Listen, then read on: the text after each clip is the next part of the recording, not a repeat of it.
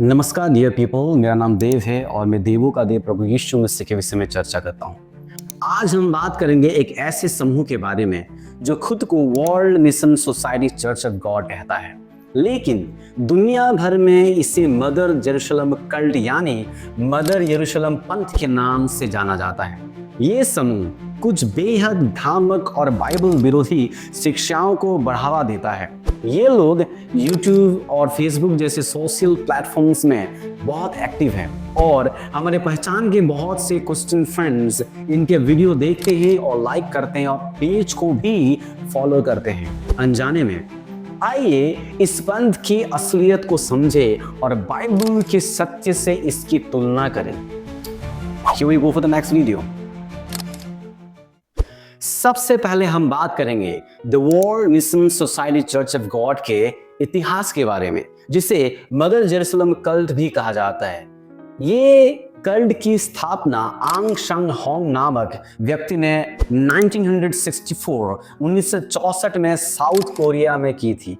World mission society church of God ये मानता है कि आंग सांग होंग मसीह का दूसरा आगमन थे। उनके 1985 में निधन के बाद उनकी आध्यात्मिक पत्नी यांग गिलजा ने नेतृत्व संभाला और खुद को स्वर्गीय माता हेवनली मदर कहा। उन्होंने revelation chapter 21 verses 9 to 10 and revelation chapter 22 verse 17 और गैलातियंस चैप्टर 4 वर्स 26 जैसे वचनों का हवाला दिया। उन सारे वचनों को तोड़ मड़ोड़ के अपने लिए उसको लागू किया। ये पंथ 175 देशों में फैला है, जिसकी 7,500 चर्च शाखाएं हैं और 30 लाख से अधिक सदस्य हैं। भारत के कई शहरों में भी इसकी गतिविधियां सक्रिय है, स्पेशली छत्तीसगढ़ और उड़ीसा में। सो हम देखते हैं कि इस पंथ की शुरुआत किस प्रकार से साउथ कोरिया से हुआ, आंग सांग होंग के नेतृत्व में, और उनके बाद उनके स्पिरिचुअल वाइफ के द्वारा ये पंथ, ये कल्ट बढ़ता गया। आइए हम चर्चा करेंगे कि इनकी झूठी शिक्षाएं क्या है। What are the false belief system World Mission Society Church of God adhere to? पहली बात, इनका परमेश्वर के बारे में ऐसा मानना है कि परमेश्वर पिता और परमेश्वर माता दोनों ने देह धारण की, मतलब इस संसार में इनकारनेट होके आए। यानी कि परमेश्वर माता है यांग गिलजा और परमेश्वर पिता है आंग सांग होंग, जो कि उनकी आध्यात्मिक पत्नी थी।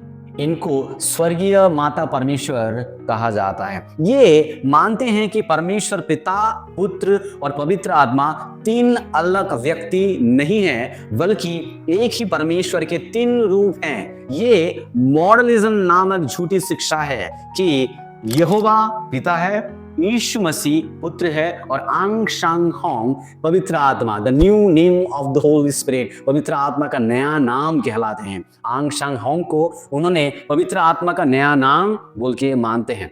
World mission society church of God सिखाता है कि सैटरडे, शनिवार को शब्द का पालन करना चाहिए, यानी कि इन लोगों का वर्शिप सैटरडे को, शनिवार को किया जाता है।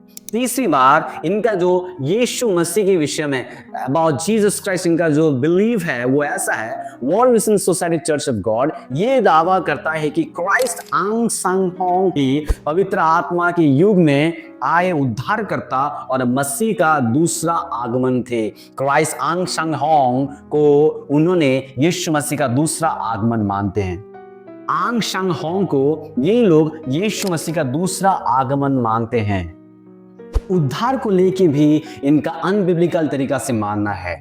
इनकी मान्यता है कि उद्धार यहोवा, यीशु और आंग सांग होंग के नामों से होता है और उद्धार पाने के लिए बपतिस्मा आवश्यक है। इनका मानना है कि पहले लोग यहोवा के नाम से उद्धार पाते थे, फिर यीशु मसीह के नाम से उद्धार पाने लगे और अब लोग आंग सांग होंग के नाम से उद्धार पाते हैं। इनका कुछ बहुत फेमस लिटरेचर, कुछ किताबें हैं जो कि ये लोग लोगों के साथ साझा करते हैं। उनमें से कुछ ऐसे हैं, like Christ Ahn Sahng Hong Jerusalem mother, the mystery of God and the spring of the water of life, visitors from the angelic world, explanations of the Trinity. और भी ऐसे बहुत से इनके लिटरेचर है, बहुत सी इनकी किताबें हैं जो कि भ्रमात्मक शिक्षाओं को, भ्रमात्मक टीचिंग्स को लोगों के साथ साझा करते हैं और ये लोग फैलाते हैं। Now let us discuss how to refute the Mother Jerusalem cult biblically. Mother Jerusalem पंथ का खंडन हम बिब्लिकली कैसे करें, उनकी फॉल्स डॉक्ट्रिन्स को हम बाइबल के सत्य के आधार पर किस प्रकार से खंडन करें।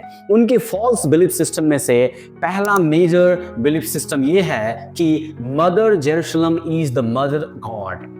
मदर यरूशलेम परमेश्वरी माता है, जो कि वे लोग कोट करते हैं रेवलेशन का अध्याय 21 का वचन 9 और 10, जहां पर इस प्रकार से लिखा गया है, फिर जिन 7 स्वर्गदूतों के पास 7 पिछली विपत्तियों से भरे हुए 7 कटोरे थे, उनमें से एक मेरे पास आया और मेरे साथ बातें करके कहा, इधर आ, मैं तुझे दुल्हन अर्थात मेमने की पत्नी दिखाऊंगा।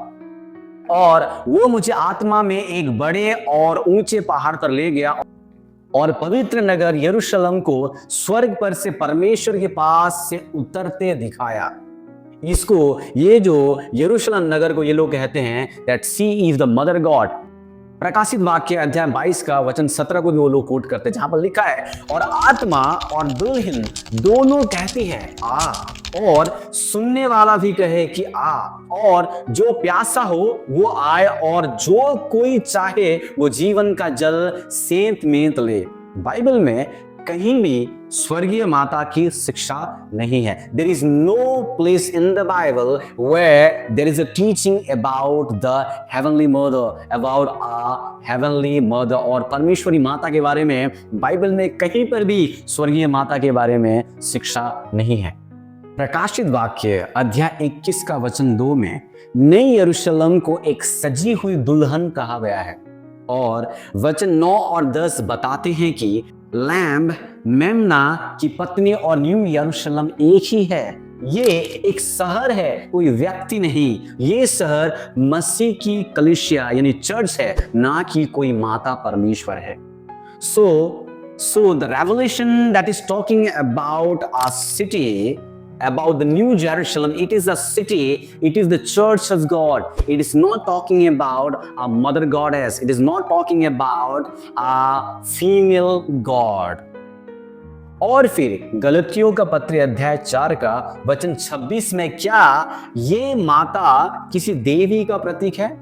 गलतियों का पत्र अध्याय 4 का 26 में जहां पर लिखा है, पर ऊपर की यरूशलेम स्वतंत्र है और वो हमारी माता है। लेकिन अगर इसका कॉन्टेक्स्ट अगर हम समझते हैं तो यहाँ पर पौलुस पुराने और नए वाचा की तुलना कर रहा है। Is talking about 2 different covenant. Is talking about, he is comparing the old covenant with the new covenant. Is talking about Hagar जो दास्ता यानी कि लॉ को रिप्रेजेंट करती है, और सारा यानी स्वतंत्रता यानी कि ग्रेस को रिप्रेजेंट करती है। यहाँ माता एक प्रतीक है और मसीह का राज्य है, ना कि कोई माता परमेश्वर।